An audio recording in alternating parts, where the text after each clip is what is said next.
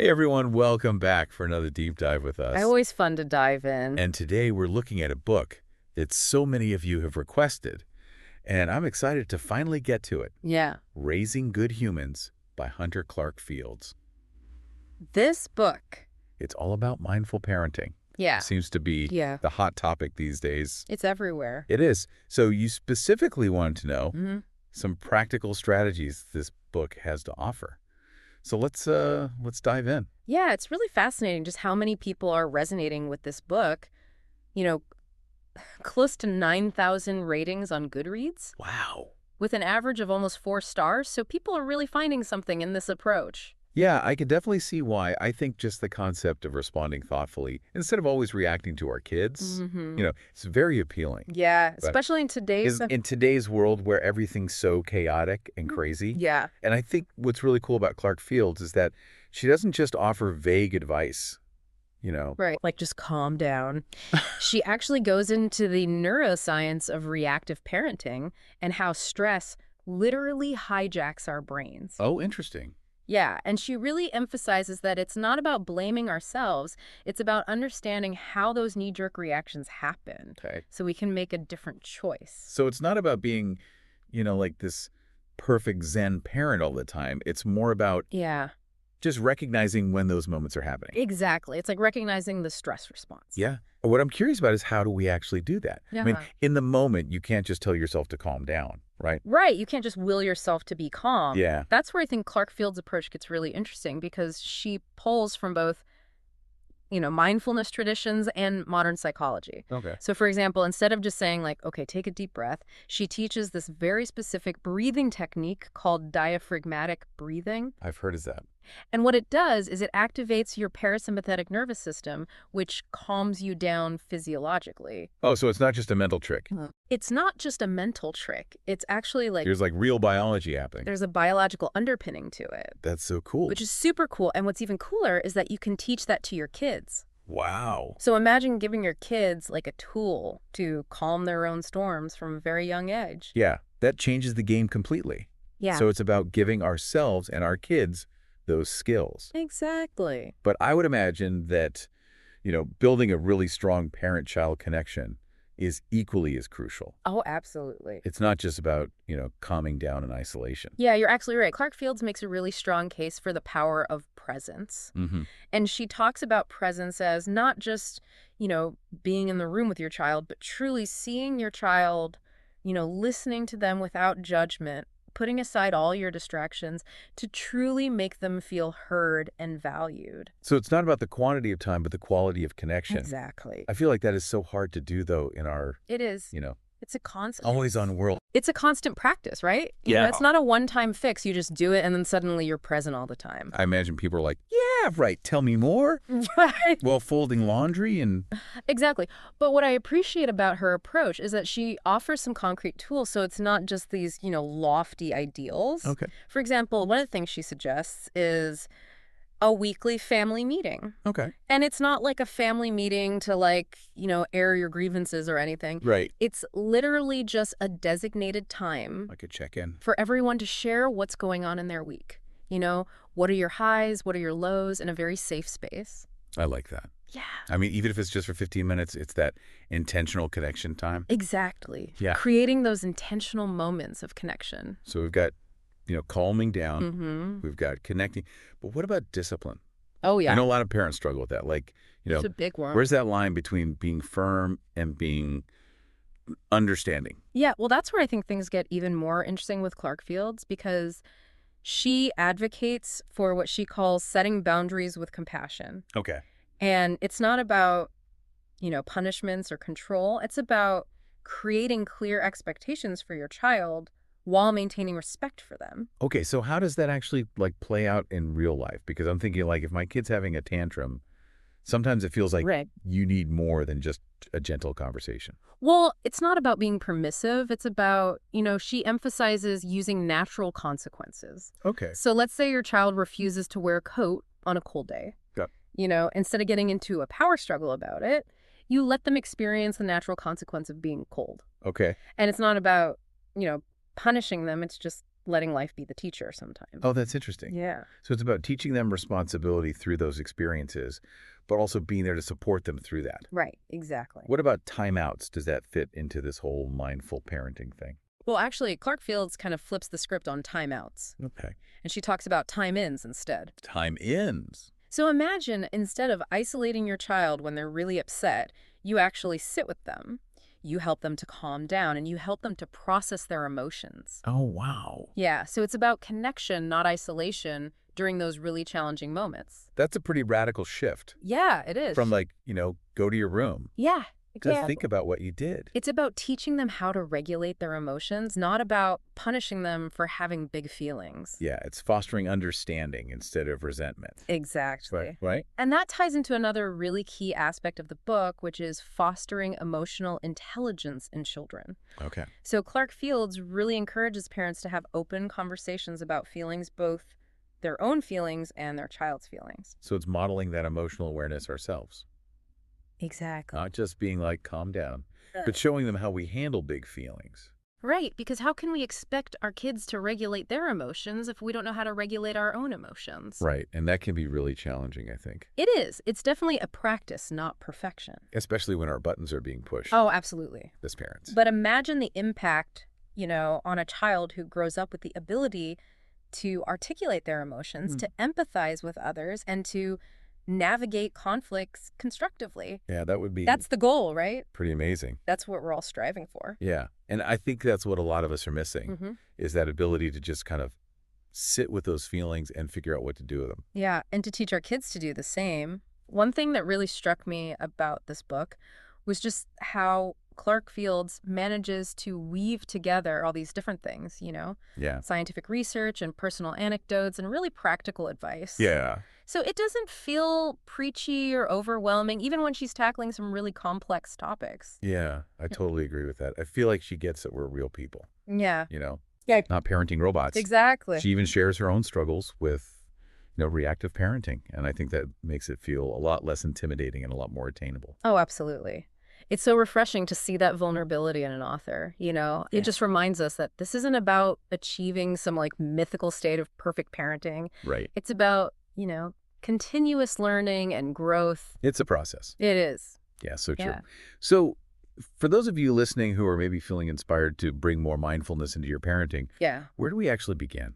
That's a great question. And, Clarke-Fields offers a ton of really practical tips, but I think one of the simplest yet most powerful places to start is just by tuning into your own emotional state. Okay. So noticing those moments of, stress, frustration, overwhelm before you react.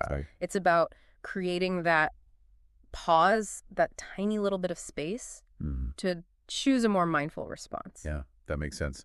I remember reading about how even just, taking a few deep breaths can shift your physiology. Like calm down that fight or flight response. Exactly. And the more you practice that, the easier it becomes. Oh, okay. She even suggests, creating little mindfulness anchors throughout your day. Okay. So it could be as simple as, taking a conscious breath every time you wash your hands. Oh, I like that. Or waiting, just a few seconds before responding to your child's request. Okay, so building in those micro moments of awareness. Exactly. Like that. Into your routine. Yeah, that feels doable. Yeah. Even for the busiest parent. Absolutely. But what about when things really escalate? Oh, yeah. Like your kid's having a meltdown in the middle of the grocery store and you're feeling that judgmental stare from the cashier. Oh, I know those moments all too well. We've all been there. But that's where I think the power of emotion coaching really comes in. Okay. Those 5 steps we talked about earlier, noticing, connecting, listening, labeling, and problem solving. Yeah. Those can be such a game changer in those really high stress situations. So instead of getting swept up in the chaos ourselves, you're kind of using that moment as an opportunity to teach your child Exactly. those coping skills. It's like a little mini lesson right in the middle of the chaos. Yeah, but I can imagine that takes a lot of patience. It definitely does. Especially when you're already feeling frazzled. Absolutely. Yeah. But here's the thing. Those challenging moments are often the biggest opportunities for growth, both for you and your child. Interesting. And you know what Clarke-Fields suggests is practicing those emotion coaching steps in less stressful situations first. Okay. So maybe during playtime or during bedtime routines. So like getting those reps in. Exactly. Get those reps in so that when the big meltdowns happen, you've already got some tools in your back pocket.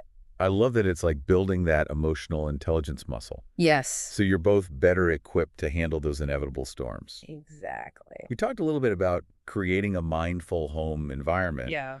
What are some other ways that we can really bring that to life? Well, one of my favorite suggestions from the book is establishing a regular family meeting time. Okay. And it doesn't have to be anything formal or lengthy, even just 15 minutes a week where everyone can just share what's going on in their lives, Yeah. their joys, their challenges. Just to check in. Just to check in, exactly. I can imagine that creates a really nice space for open communication, Yeah, and it helps everyone feel heard and validated. exactly. It's a way to intentionally build that connection and strengthen those family bonds. Hmm. You could also try incorporating some simple mindfulness practices into your daily routine. Okay, like what? So maybe starting the day with a few minutes of family meditation, Oh, that's nice. or having a designated quiet time in the evening where everyone can just unwind and de-stress. I love that idea. Yeah. I've even heard of families who do mindful eating together, Oh, yeah. like putting away the phone, Yeah. savoring each bite, Absolutely. really connecting over the meal. It's about bringing that intentional awareness to those everyday activities. Mm. Yeah. And showing your children that mindfulness isn't this, separate thing you do. Right. It's a way of being present in all aspects of your life. Yeah.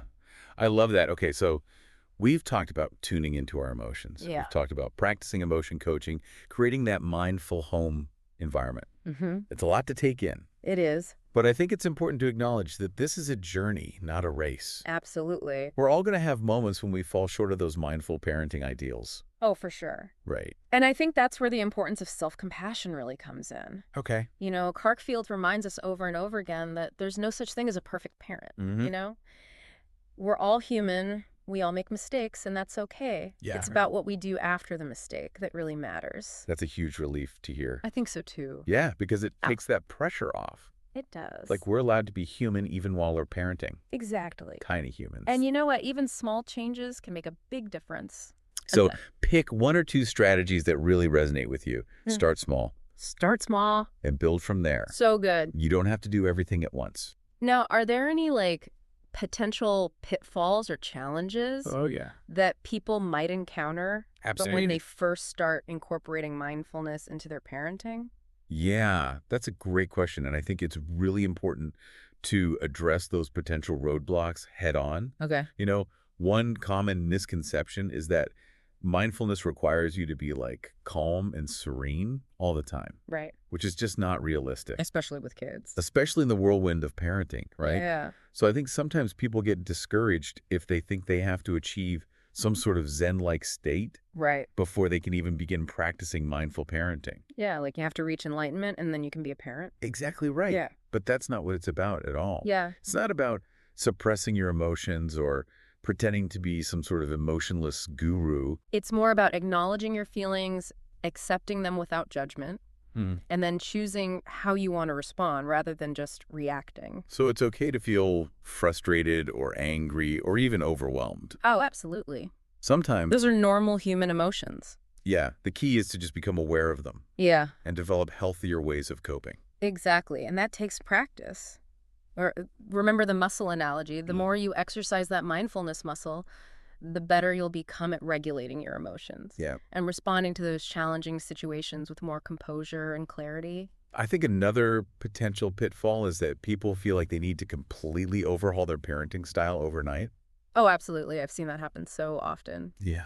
People get inspired by a book like this and they try to implement every single strategy all at once. All at once. And then they quickly burn out and get overwhelmed. It's like trying to climb Mount Everest without any training. Exactly right. You're bound to hit a wall and give up. Right. So instead of aiming for this radical transformation, Yeah. focus on making small, gradual changes over time. Okay. Start with one or two practices that really resonate with you, Okay. and gradually incorporate them into your daily routine. As you get more comfortable with those, you can add others. That's such a good reminder. Yeah, It's about progress, not perfection. exactly. I think it's also really crucial to address this misconception that mindful parenting is somehow like a permissive or lenient approach to discipline? Yes, absolutely. That's a common concern I hear from parents. Yeah. They worry that if they focus on empathy and understanding, they'll somehow lose control or their children will run wild. Right. But mindful parenting isn't about letting your children do whatever they want. Right. It's about finding that delicate balance between kindness and firmness. So it's still about setting those boundaries and holding your kids accountable, Absolutely. but doing it in a way that is respectful and empathetic. Exactly. And that's where those positive discipline techniques we discussed earlier come into play. Yeah. Using natural consequences, offering choices, having open and honest communication about expectations and boundaries. Yeah. These are all tools that can help you guide your child's behavior in a mindful and compassionate way. This is all so insightful. Oh, good. I'm glad to hear that. I'm feeling really inspired to keep exploring these concepts and experimenting with different mindful parenting practices in my own life. Me too. It's a continuous journey, right? It is. And I think it's important to remember that there's no one-size-fits-all approach to parenting. Right. What works for one family may not work for another. Yep. The key is to find what resonates with you, what feels authentic to your values, Yeah. and what helps you create the kind of family dynamic you aspire to.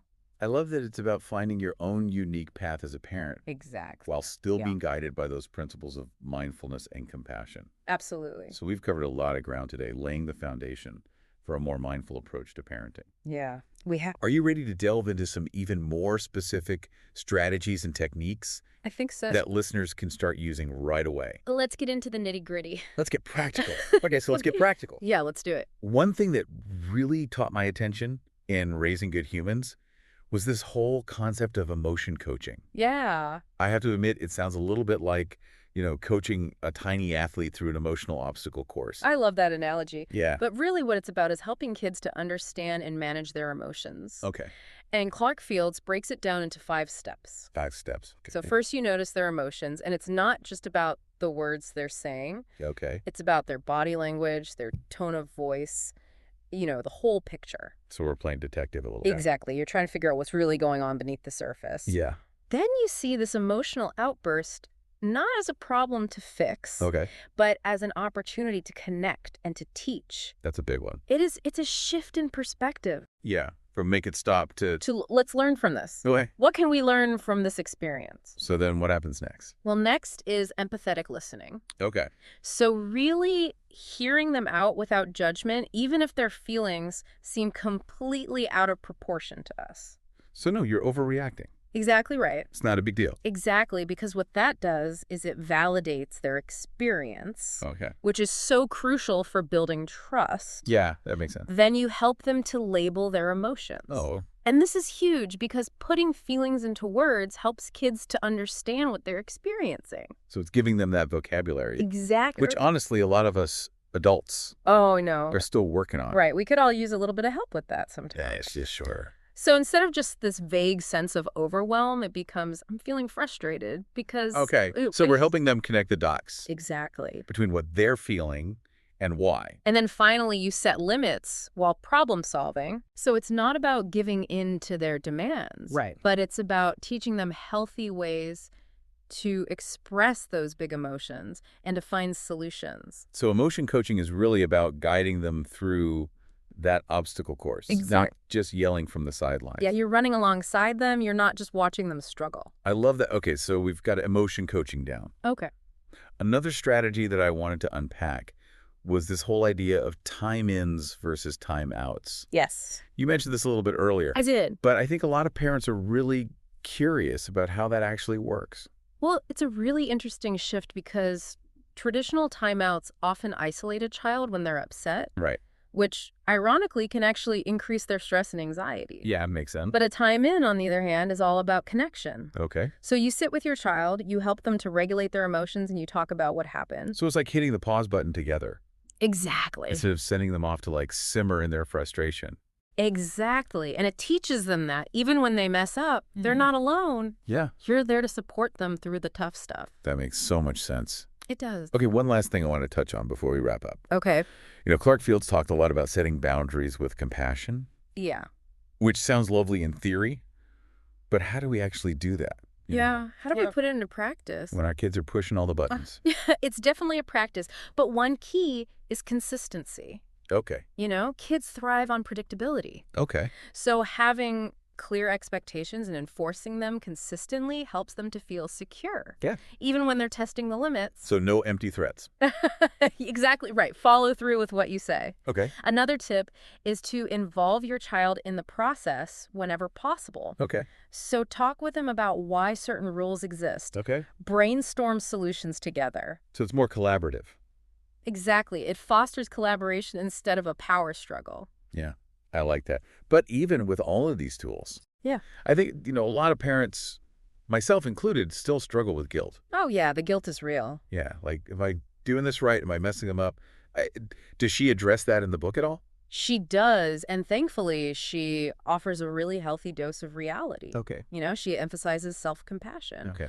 Mindful parenting is not about perfection. Right. It's about presence, intention, and constant learning. Yeah. We will make mistakes, and that's okay. It's about what we do after the mistake that matters. That's such a good point. Yeah, it takes the pressure off. It does. Like, Really we're do. allowed to be human, Exactly. even while we're parenting. We're all learning and growing together. Yeah, I love it. Even small changes can make a big difference. Okay.